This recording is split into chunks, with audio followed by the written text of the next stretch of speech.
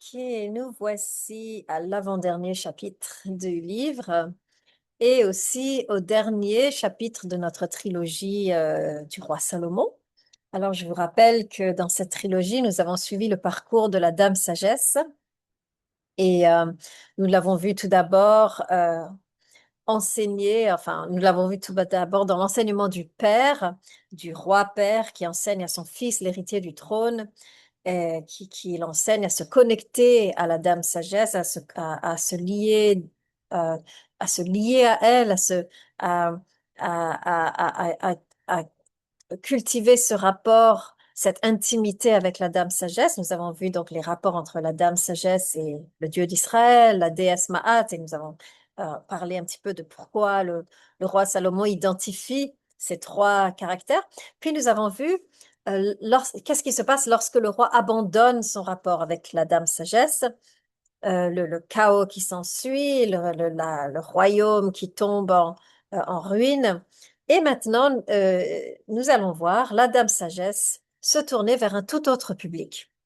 Jusqu'à présent, le public du livre des Proverbes, du livre de l'Ecclésiaste, c'était un public masculin, c'était la cour du roi. À présent, la Dame Sagesse va se tourner vers les femmes, vers les filles de Jérusalem. C'est là son audience. Et nous avons vu, bien sûr, dans le livre des Proverbes, l'importance de la femme, l'importance de l'épouse qui peut être, en fait, qui peut devenir une incarnation de la sagesse, euh, une façon que la sagesse peut parler à travers elle. Donc, nous avons vu déjà que la femme a cette destinée d'incarner la sagesse. Mais ça suffit pas. Ça suffit pas pour la femme d'être une femme sage. Il faut aussi qu'elle sache se connecter à son homme. Il faut aussi qu'elle sache lui parler d'une façon qu'il puisse la recevoir.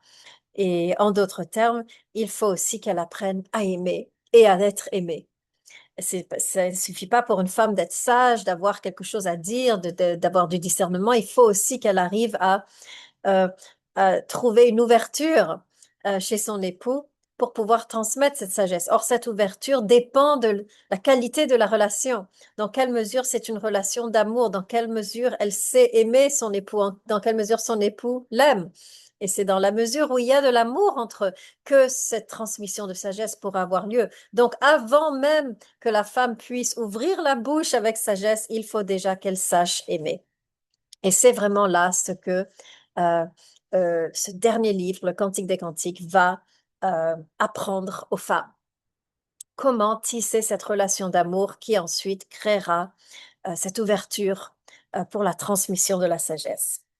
Alors c'est intéressant parce que la dame sagesse est présente ici aussi dans ce texte, mais on est surpris par les traits que va prendre cette dame sagesse. Nous nous attendons à une femme peut-être âgée, qui a fait une certaine expérience, qui a beaucoup vécu, qui est à la fin de sa vie. Non, nous avons ici le caractère principal est une jeune fille, encore adolescente, qui goûte à l'amour pour la première fois.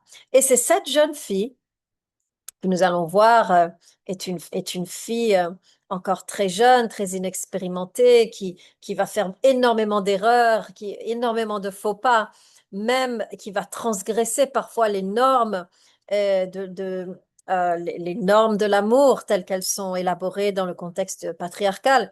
C'est une femme donc non seulement inexpérimentée, mais subversive, transgressive. Et nous allons voir qu'elle est très jeune. Nous allons voir que malgré tout cela, la Dame Sagesse va choisir de s'incarner en cette jeune fille. Et nous allons voir en fait qu'il y a que cette jeune fille va évoluer. Le Cantique des Cantiques, on s'y attend pas puisque ça a l'air d'être un cantique assez. Nous sommes un petit peu pris par la poésie. On ne se rend pas compte qu'il y a en fait toute une trajectoire. Les amants ont une trajectoire. Il y a une progression dans leur amour. Il y a une progression aussi dans leur personnalité. Donc, cette jeune fille qui au début va apparaître sur scène d'une façon très immature, très transgressive, petit à petit va acquérir de la sagesse. Et au fur et à mesure que son expérience de l'amour lui éveille la sagesse en elle, elle va transmettre cette sagesse aux filles de Jérusalem. Donc, nous sommes un peu, c'est une femme surprenante, mais qui, bien sûr, va, au fil de son amour, découvrir non seulement l'amour, mais la sagesse. Alors, on va la voir dès le départ.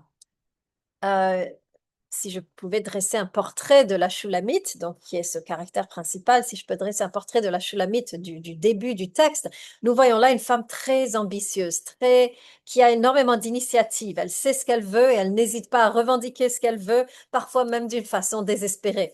Donc quelqu'un une très forte personnalité, mais en même temps très vulnérable, n'est-ce pas, très touchante. Mais certainement une femme qui sait ce qu'elle veut et qui va faire tout euh, pour se l'accaparer. Il y a énormément de connexions entre cette première Shulamite, la Shulamite du début du Cantique des Cantiques, et le personnage de Ève, qui, nous l'avons vu aussi, était caractérisé par un désir intense pour plus, pour mieux, et par cette façon de s'accaparer ce qu'elle désire. Donc, cette façon de s'emparer de ce qu'elle veut. Donc, c'est cette attitude un peu qui prend l'objet du désir, qui s'empare de l'objet du désir, qui va caractériser aussi bien Ève que la Shulamite au début de notre texte. Et malheureusement, on va le voir, cette attitude, cette approche, au lieu d'attirer l'homme vers elle, va le faire fuir. Nous allons voir que au fur et à mesure que la relation, l'histoire progresse, l'homme ne se rapproche pas, il prend de plus en plus de distance à mesure plus la Shulamite est agressive, plus l'homme devient passif. Et c'est finalement au moment où la Shulamite va comprendre qu'il faut changer d'attitude, qu'il faut se repositionner et qu'elle va adopter une attitude beaucoup plus de relâchement, de repos, de sérénité, où elle va commencer, au lieu d'essayer de contrôler la relation, de s'y abandonner, de lâcher son emprise, de se laisser porter, que petit à petit l'homme va revenir vers elle. Donc, nous allons voir ici véritablement une progression dans l'attitude de la Shulamite et bien entendu, nous allons suivre dans ces pas pour apprendre qu'est-ce que nous pouvons apprendre de cette incarnation de la Dame Sagesse. Alors, je vais traiter de deux moments d'apprentissage chez la Shulamite, deux moments où elle comprend quelque chose. Et le premier moment, j'ai intitulé L'art de la séduction. Et le deuxième, le secret de l'amour durable.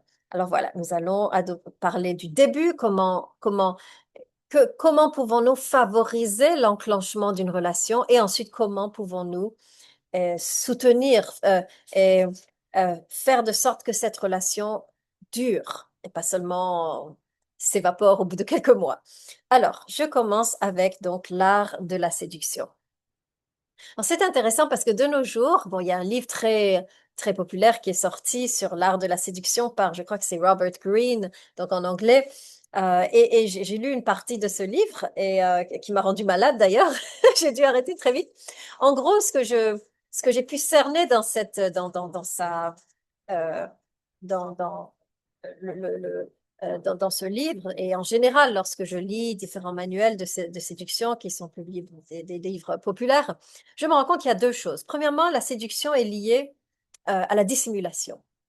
Il faut dissimuler qui on est véritablement et projeter ce que l'autre veut qu'on soit. Ça, c'est la meilleure façon de séduire. On devient la fantaisie de l'autre. Ça, c'est la première. Donc, dissimulation.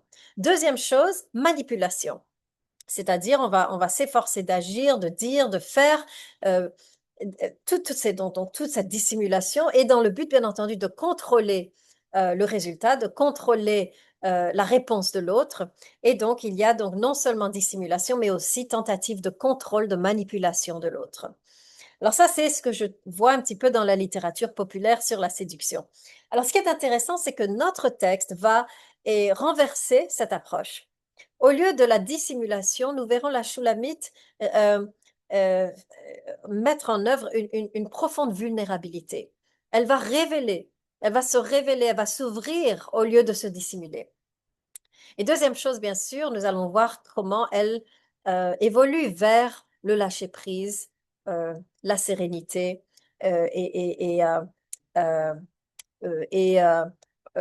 l'abandon au lieu de cette attitude initiale qu'elle va démontrer de contrôle et de maîtrise de la relation.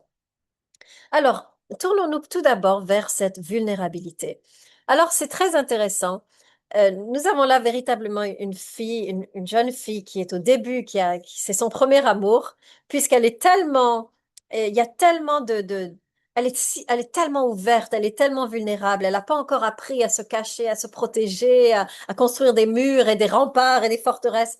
Et nous voyons véritablement dès le départ du livre une vulnérabilité saisissante, très, très touchante. Je vous cite quelques-uns des versets. Le Cantique des Cantiques, chapitre 1, verset 1. Donne-moi les baisers de ta bouche, car ton amour est plus délicieux que le vin. Donc là, déjà, elle cherche elle le recherche. Ensuite, elle continue. Entraîne-moi derrière toi, courons, réjouissons-nous et réjouissons-nous de ton amour. Un peu plus loin, elle dit, laisse-moi voir ton visage, laisse-moi entendre ta voix. Petit à petit, ces demandes deviennent plus sérieuses, plus profondes. Elle cherche l'engagement, elle cherche même le mariage. On a ici, si seulement tu pouvais être comme un frère, alors je pourrais t'embrasser quand je te rencontre dans la rue et personne ne me mépriserait. Finalement, bien entendu, nous avons cette demande choquante de mariage. Sois pour moi un sceau sur ton cœur, comme le sceau sur ta main, car l'amour est aussi féroce que la mort, la passion est aussi puissante que le shéol. Donc nous avons là véritablement un désir qui mûrit, qui s'approfondit, et chez elle, une liberté d'expression. Véritablement, elle se livre, elle exprime ce qu'elle désire facilement. Alors, c'est la première chose que je veux voir ici. Euh, alors, première chose que nous pouvons apprendre, bien sûr, de ça. Et première chose que nous apprenons donc, de cette attitude de vulnérabilité, c'est l'importance pour la femme, si elle veut séduire, tout d'abord, de se tenir à l'écoute de son cœur. Il suffit pas de rentrer dans la relation, rentrer dans le monde avec euh, comme rentrer se dire je vais chercher l'amour comme un devoir parce que voilà, il me le faut. Non, il faut véritablement connecter avec le cœur et se connecter à son désir. La femme séduisante, c'est une femme avant tout qui a su se connecter à son cœur et à ses désirs. C'est une femme qui cherche l'amour, qui désire l'amour, qui aspire à l'amour. Elle n'a même pas besoin de faire quoi que ce soit, rien que cette attitude, rien que cette ouverture à l'amour, ouverture aux possibilités de l'amour est déjà la première étape de la séduction. Et je dis ça parce que beaucoup d'entre nous avons abandonné. Nous avons tellement vécu des relations difficiles et compliquées qu'au bout d'un moment, le cœur se cache quelque part, s'enterre quelque part et nos désirs s'enterrent avec. Et on perd la capacité de désirer l'amour à nouveau. Et pourtant, nous l'attendons malgré cela, nous le cherchons, mais nous avons, nous avons, nous sommes devenus disconnectés d'avec nos désirs et avec notre cœur. La première chose à faire, si l'on veut retrouver l'amour, même après un cœur brisé, il faut arriver à se reconnecter à notre désir d'amour. Il faut arriver à de nouveau être ouverte à la possibilité de l'amour. Et ça, c'est très difficile si on a justement souffert, si on a justement échoué déjà dans l'amour. Mais c'est la première marque de séduction, c'est la première étape de la séduction, se reconnaître. Qu'est-ce que je veux en fait? Et souvent le cœur va dire, eh ben en fait là, rester seul, c'est mieux. Et c'est pas grave de l'être, c'est pas grave de respecter ce désir, c'est pas grave, c'est ok de prendre du répit, de prendre un espace de temps pour guérir. Et il est bon de se connecter au cœur. Souvent le cœur va dire reposons-nous, faisons une pause. Et très souvent, le cœur, après cette pause, va de nouveau pouvoir s'éveiller. Et le cœur va de nouveau pouvoir désirer. Mais c'est vrai qu'il faut des fois prendre une pause et écouter son cœur. Et si le cœur veut se reposer avec et ne pas s'engager dans l'activité. À partir de ce repos, le désir peut renaître. Mais tant que la femme ne se repose pas, tant que la femme ne sait pas entrer dans ce repos que le cœur lui demande d'entrer, le désir ne pourra pas renaître. Donc la première chose véritablement pour devenir séduisante, c'est de se connecter au cœur. Et si le cœur prescrit le repos, d'accepter, d'aller, de finalement écouter son cœur et d'entrer dans ce repos, puisque c'est à partir de ce repos que le désir peut renaître.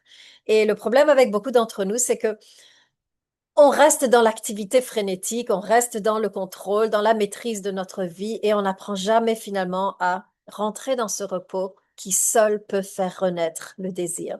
Donc ça, c'est la première chose à faire, c'est véritablement euh, euh, entrer dans ce repos. Et initialement, dans les premiers mois de la rencontre, alors que l'homme n'a pas encore fait le pas, et c'est très important d'accorder un deuxième repos, c'est-à-dire non seulement d'être à l'écoute du cœur et d'être vulnérable, mais aussi de lâcher prise. Ça, c'est la deuxième composante. Donc, l'écoute du cœur et ensuite le lâcher prise. Et le lâcher prise est très important, surtout dans cette étape initiale où le rapport ne s'est pas encore euh, inauguré. Il suffit simplement d'avoir ce désir. Après, ce que la femme doit faire, c'est attendre que l'homme réponde à ce désir alors que ce désir est encore secret. Et il ne faut pas sous-estimer la puissance d'un désir secret. L'homme peut sentir ça, n'est-ce pas? Mais ce n'est pas encore le moment de l'exprimer, car l'homme, nous devons donner l'espace à l'homme de faire son chemin vers ce désir. L'homme sentira quand une femme est intéressée à lui, si elle est véritablement connectée à son désir et ouverte. Et il fera son chemin. Donc, dans les premiers mois du début, lorsque la relation est en train de s'enclencher, il suffit de désirer, de cultiver l'ouverture et surtout d'attendre que l'homme réponde à ce désir encore secret. Donc, c'est véritablement un état de repos dans lequel la femme est invitée au tout début de la relation. Se reposer pour faire renaître le désir, se reposer pour donner la liberté, l'espace à l'homme de se, euh, se diriger, de se mouvoir vers son désir. Donc, finalement, de lui donner l'espace nécessaire pour qu'il s'approche d'elle, en s'abstenant de l'aborder d'une façon trop agressive. Donc, c'est très important, ces premiers pas. Mais bien entendu, éventuellement, heureusement, la relation va s'enclencher, l'homme peut-être va faire un pas, la femme va répondre et la relation commence ses premiers pas. Et bien entendu, il y a là donc une deuxième étape qui va également se marquer par le repos et le lâcher-prise. Et c'est l'étape, au bout de quelques mois ou quelques années, de l'engagement. Car nous avons l'étape où on apprend à se connaître, où on se voit de temps en temps, où il y a véritablement un désir, une attirance. Mais au bout d'un moment, cela ne suffira plus et on voudra quelque chose de plus concret, quelque chose de plus solide, quelque chose de plus public et on voudra un engagement de la part de l'homme. Et là, souvent, beaucoup de femmes ne veulent pas trop secouer les choses. Et il y aura deux sortes d'approches différentes. La première approche sera une approche agressive. Oui, si tu t'engages pas, maintenant ça suffit, eh ben je m'en vais. Deuxième approche sera de continuer dans cette espèce de état liminal où véritablement rien ne peut arriver. Le génie de la Shulamite, c'est qu'elle continue à exprimer ses désirs, c'est-à-dire, elle arrivera même à exprimer le désir pour le mariage. Elle va pas, c'est véritablement une vulnérabilité très profonde. Et je pense qu'il y a quelque chose là que nous pouvons apprendre, que lorsqu'une femme désire l'engagement ou lorsqu'elle désire le mariage, ce n'est pas un problème de l'exprimer. Le problème, c'est comment on l'exprime. Il n'y a jamais de problème à être vulnérable et exprimer un désir. Le problème, c'est que souvent, nous le faisons avec arrogance, avec impatience, avec autorité, et finalement, cela crée l'effet contraire. Le génie de la Shulamite, c'est d'exprimer ses désirs à chaque fois avec humilité. Elle dit ce qu'elle veut, mais elle n'attend rien. Elle ne force pas. Elle, elle, elle, elle n'est pas en train de euh, comment dirais-je, elle ne force pas la relation. Elle exprime tout simplement, elle ouvre son cœur à son homme. Et ensuite, elle sait également attendre qu'il fasse son chemin vers elle, qu'il réfléchisse, qu'il absorbe ce qu'elle lui a dit et que si c'est l'homme pour elle, qu'il fasse son chemin vers elle. Donc, il y a de nouveau là un lâcher-prise. Dans l'expression du désir de plus, d'un engagement plus profond, même d'un mariage, la femme doit également apprendre à se reposer en l'homme, c'est-à-dire lui donner l'espace, le temps nécessaire pour à nouveau cheminer vers elle. Et c'est dans la mesure où la Shulamite est capable de ces deux attitudes qu'elle arrive à créer l'équilibre entre la vulnérabilité et l'apaisement, entre le désir et l'attente, qu'elle finalement ouvre un espace pour cet homme, pour qu'il puisse cheminer vers elle. Donc là, nous avons ici le secret biblique de la séduction. Le secret biblique de la séduction, c'est ni la dissimulation, ni le contrôle. C'est au contraire la vulnérabilité, l'ouverture du cœur et en même temps l'habilité, la capacité à attendre, à se reposer, à entrer dans un état de sérénité. Car finalement, l'amour, on ne peut jamais le contrôler. On ne peut jamais faire qu'il vienne vers nous. On peut simplement s'ouvrir, se rendre disponible et attendre pour voir si l'amour choisit de cheminer vers nous. Donc c'est véritablement un grand respect pour finir, un respect de soi et un respect de l'autre qui va animer cet art de la séduction.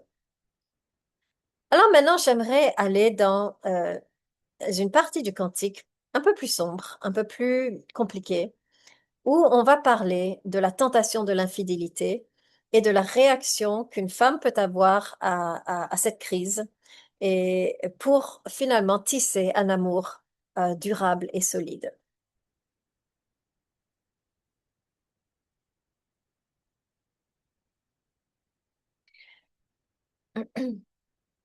Alors, il ne s'agit pas, bien entendu, enclencher la relation est déjà tout un système, c'est déjà, ça peut être déjà compliqué de commencer une relation, mais de la maintenir est également difficile. Ça suffit pas, il ne suffit pas d'entamer une relation, de commencer une aventure. Il faut aussi savoir, comme dit la Bible, construire sa maison ou comme dit la philosophe Luce Irigaray, s'engager dans l'œuvre de l'amour. L'amour, c'est pas juste quelque chose qui nous tombe dessus, si, c'est aussi cela, c'est aussi une grâce qui vient vers nous quand on est disponible et ouvert, mais c'est aussi l'amour, quelque chose qu'on doit œuvrer.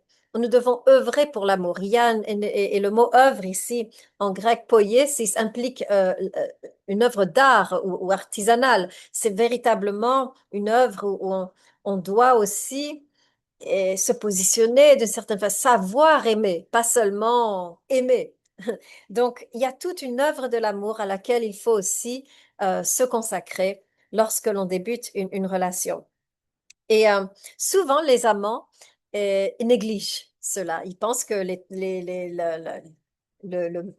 que les émotions qu'ils vont sentir au tout début vont perdurer, vont continuer tout le long de... Mais ce n'est pas le cas. Ces émotions, petit à petit, si l'œuvre d'amour n'a pas été enclenchée, vont se dissiper et la relation va s'arrêter. Et c'est à ce moment-là, lorsque les sentiments commencent à s'apaiser, lorsque nous n'avons plus cette fougue initiale du désir, c'est à ce moment-là que petit à petit, les choses vont devenir peut-être un peu ennuyantes, peut-être un peu énervantes, ou la tentation de partir va commencer, l'intérêt pour les autres personnes, et petit à petit, le désir de recommencer à zéro avec quelqu'un d'autre. Donc, si la relation n'est pas entretenue, au bout de quelques années, parfois c'est 3 ans, parfois c'est 10 ans, parfois c'est 20 ans, le couple va se défaire et les époux vont se poser la question, est-ce que je ne devrais pas voir ailleurs? Est-ce qu'il n'y a pas quelqu'un de mieux pour moi? Est-ce que il y aura le désir de recommencer à zéro avec quelqu'un d'autre? Et c'est effectivement ce qui se passe dans notre texte. Alors regardons un petit peu euh, ce texte. Ok. Alors, il y a un passage qui revient 3 fois. Et j'ai été intriguée tout de suite par ce passage parce que ce passage revient 3 fois, mais à chaque fois, il y a une nuance. Alors, je me suis posé la question, tiens, pourquoi? Et en étudiant ça, en réfléchissant dessus, je me suis rendu compte qu'il s'agissait là et que c'était un moment pédagogique, c'était un moment de transmission de sagesse. Alors, et je vais vous introduire à ces 3 passages et finalement à la sagesse qui est recélée par ce mouvement de ces 3 passages du livre. Alors, je vous lis le premier. C'est dans Cantique des Cantiques, chapitre 2, verset 16.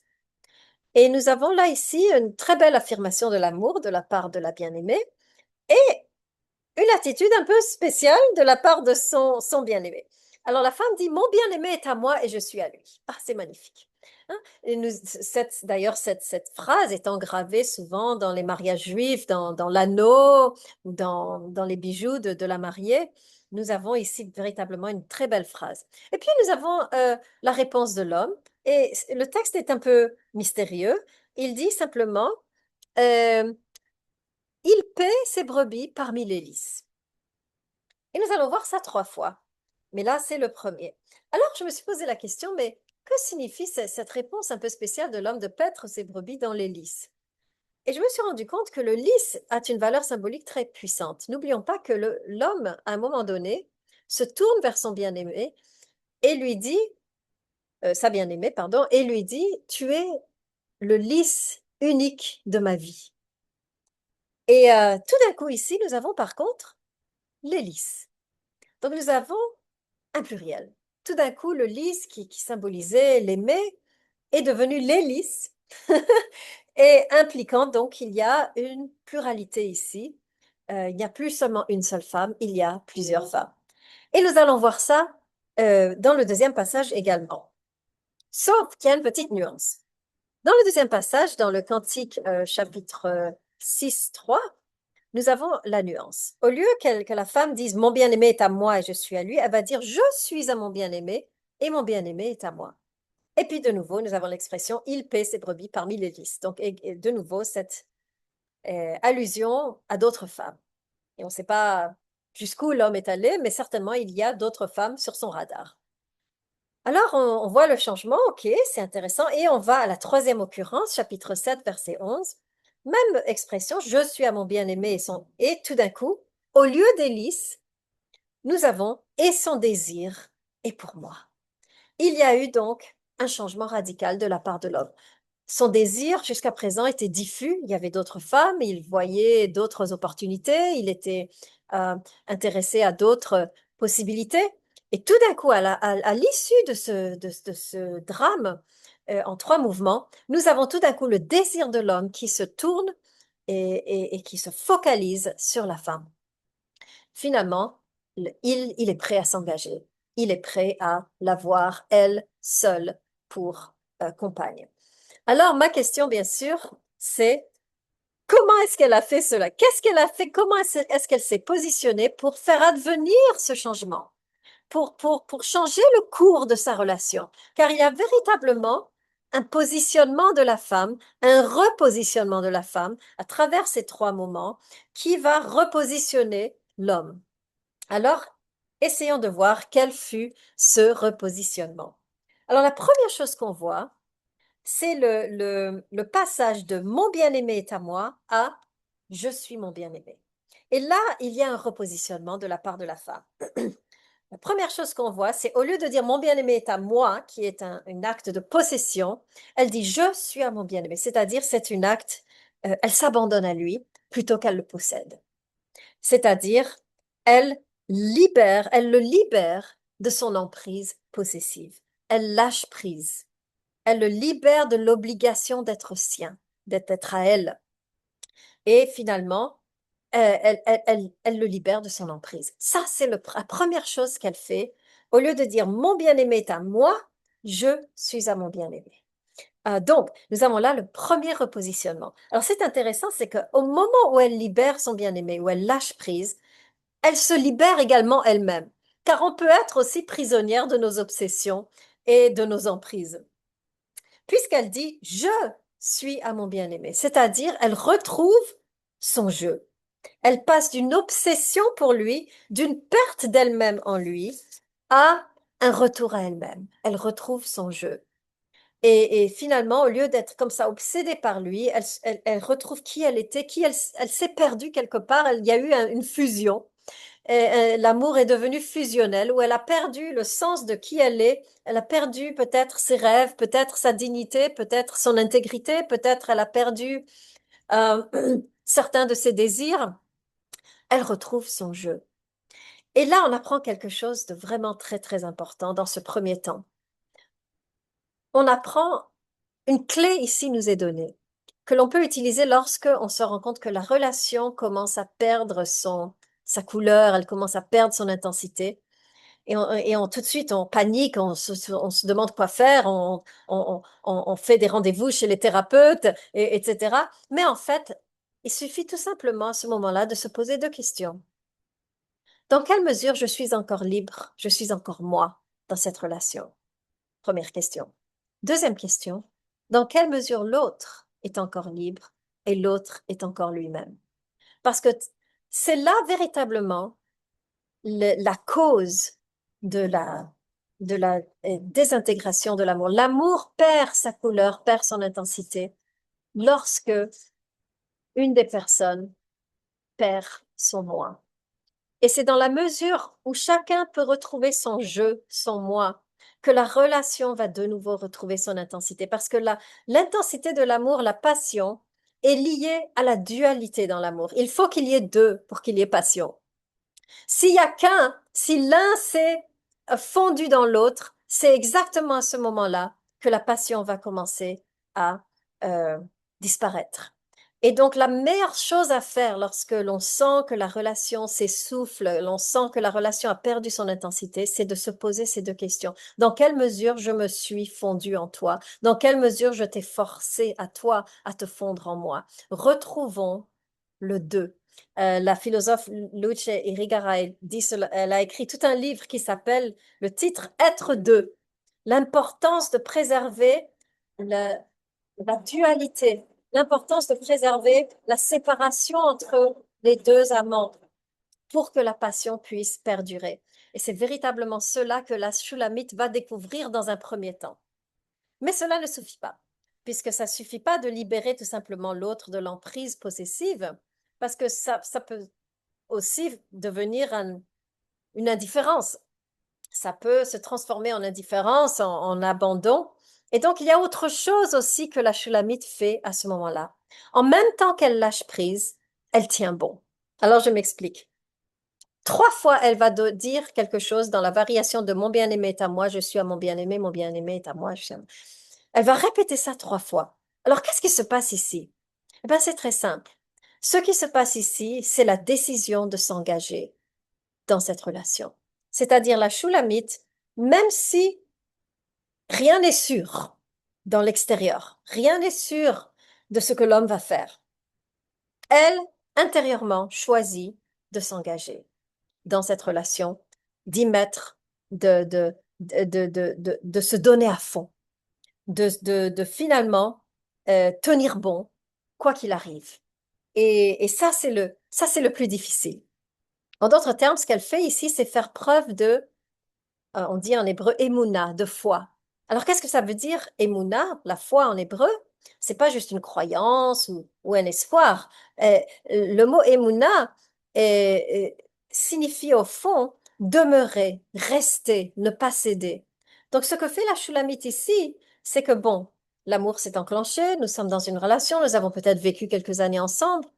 Elle rentre finalement dans une attitude de repos profond. Elle dit, je ne bouge pas. Je reste immobile. Oui, je lâche prise, mais en même temps, je ne bouge pas. Je vais demeurer dans cette situation. Je choisis de demeurer, de rester, de tenir bon. Et il y a un énorme risque, n'est-ce pas? Lorsque la relation commence à s'effilocher, lorsque les choses commencent à aller mal, et on se dit, mais pourquoi tenir bon? Mais et si ça marche pas, toutes ces années que j'aurais perdues à tenir bon? Et c'est là qu'on se rend compte finalement que et oui, il y a un risque. Il y a un risque à tenir bon. Il y a un risque à s'engager. Mais c'est le prix finalement du renouvellement de la relation. Si l'on cherche, si l'on veut se donner la possibilité d'un renouvellement, et bien entendu, rien n'est sûr.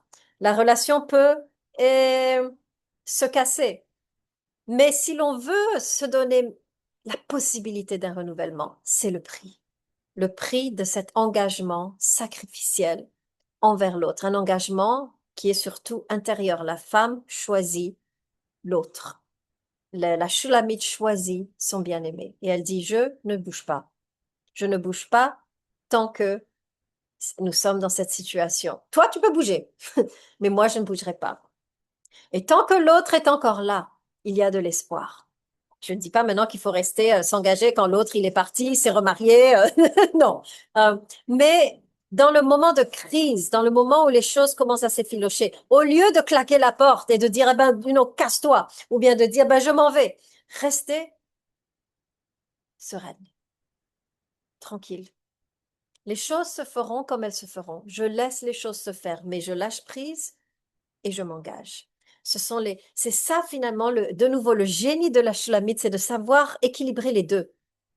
Non seulement elle sait lâcher prise, mais elle sait aussi euh, demeurer, rester, entrer dans ce repos qui finalement est la meilleure chose qu'elle peut faire pour le bien de la relation. Elle sait que si elle commence maintenant à s'activer frénétiquement, à agir, à rentrer dans l'action, ça va faire pire. Alors elle adopte au contraire une attitude de profonde sérénité, de profond relâchement. Je rentre dans le repos et dans l'immobilité. Advienne ce qu'il advienne. Et finalement, c'est cela qui ouvre cette possibilité, qui ouvre cet espace pour l'homme de refaire son chemin vers elle. Et bien entendu, il n'y a pas de garantie, mais c'est la meilleure façon d'ouvrir cet espace. Si l'on veut donner une chance à la relation, et on a toujours le choix, on peut toujours partir, il n'y a pas de problème. Le texte n'est pas en train ici de prescrire la fidélité. Le texte d'ailleurs ne prescrit rien, le texte donne des pistes. Cette histoire nous donne des pistes, nous ouvre des possibilités, des horizons nouveaux. Et ici, la Shulamite est en train de nous révéler un horizon possible qui advient lorsque l'on apprend non seulement à lâcher prise, mais à demeurer, à s'engager intérieurement. L'horizon que nous ouvre la Shulamite ici, c'est la possibilité d'un renouveau de la relation, d'un renouement du couple. Et bien entendu, sans garantie, puisque c'est cela l'amour. L'amour, c'est véritablement euh, le, le, euh, l'absence de maîtrise et de contrôle absolu. Alors, on voit finalement, pour conclure, cette magnifique, ce panier de sagesse qui vient, que l'on peut découvrir à la suite de ces deux moments dans l'étape amoureuse, dans le cheminement amoureux de la Shulamite. D'abord, nous avons cette femme qui sait se reposer et attendre que l'homme vienne vers elle, qui a, qui a, qui a quand même ouvert son cœur, qui a fait l'effort de se reconnecter à son désir, mais qui en même temps sait se reposer et attendre que l'homme chemine vers elle. Et puis nous avons dans le moment de crise la même attitude, cette capacité à lâcher prise, donner à l'homme la liberté de cheminer où il veut, mais en même temps ce repos, cet enracinement, cette capacité à demeurer dans la relation, à ne pas bouger et ce faisant ouvrir un espace pour que l'homme puisse cheminer à nouveau vers elle, ouvrir un horizon de renouveau et de guérison finalement du couple. Alors finalement, on voit ici en quoi la Shulamite finalement constitue l'antidote de Ève. La Shulamite finalement, c'est la rédemption de Ève. Ève, bien entendu, était également à l'écoute de ses désirs, mais pour, son attitude était de s'emparer de l'objet du désir. La Shulamite, finalement, dans son apprentissage du lâcher-prise, dans son habileté à désirer très puissamment, mais en même temps son apprentissage du lâcher-prise, son apprentissage du repos, sa capacité à se reposer en l'autre, constitue finalement une rédemption de Ève. En renonçant au contrôle, en relâchant son emprise, la Shulamite inverse les actions d'Ève et elle récupère ainsi tout ce que Ève avait perdu dans son attitude de s'emparer de l'objet du désir. Elle retrouve tout ce que Ève avait perdu, l'amour et l'intimité. Voilà, très beau texte qui nous apprend beaucoup sur l'attitude à avoir, qui est une attitude finalement d'ouverture à la grâce. Car l'amour, on ne peut pas le faire venir et on ne peut pas non plus le réparer. L'amour, c'est quelque chose qui nous vient de l'extérieur et c'est aussi quelque chose qui se renouvelle sans qu'on puisse faire quoi que ce soit pour le renouveler. On ne peut pas réparer une relation, on ne peut pas aller chez un thérapeute et fixer ça. Même la guérison de l'amour est une grâce. La seule chose qu'on peut faire et que la Shulamite nous révèle, c'est véritablement d'entrer dans ce lâcher-prise et ce repos, tout en cultivant le désir et l'amour. C'est là, à mon avis, la clé qui nous est livrée pour comment finalement s'ouvrir à la grâce. C'est véritablement cela que le texte nous apprend, non pas une recette pour faire venir l'autre, non pas une recette de séduction, une recette pour réparer la relation, mais simplement euh, comment entrer dans un état de grâce en ce qui concerne nos relations amoureuses. Voilà, c'est la fin de notre trilogie. Et nous avons bien voyagé, nous avons cheminé avec Dame Sagesse. Nous l'avons finalement rencontrée, eu ce tête-à-tête avec elle. Le chapitre s'intitule Au pied de la Shulamite. On s'assied au pied de cette merveilleuse euh, déesse ou Dame Sagesse pour apprendre. Et s'asseoir au pied est un symbole dans le contexte biblique de devenir un disciple. Donc, j'espère que vous avez euh, euh, pris toute la sagesse qui nous a été donnée et que la Dame Sagesse reste finalement une ressource pour nous en tant que femmes pour euh, faire renaître nos relations. Voilà, notre dernier chapitre se profile. Il s'agira bien entendu de la reine Esther et de son mariage compliqué au roi perse. Alors, je vous remercie et je vous souhaite une bonne soirée.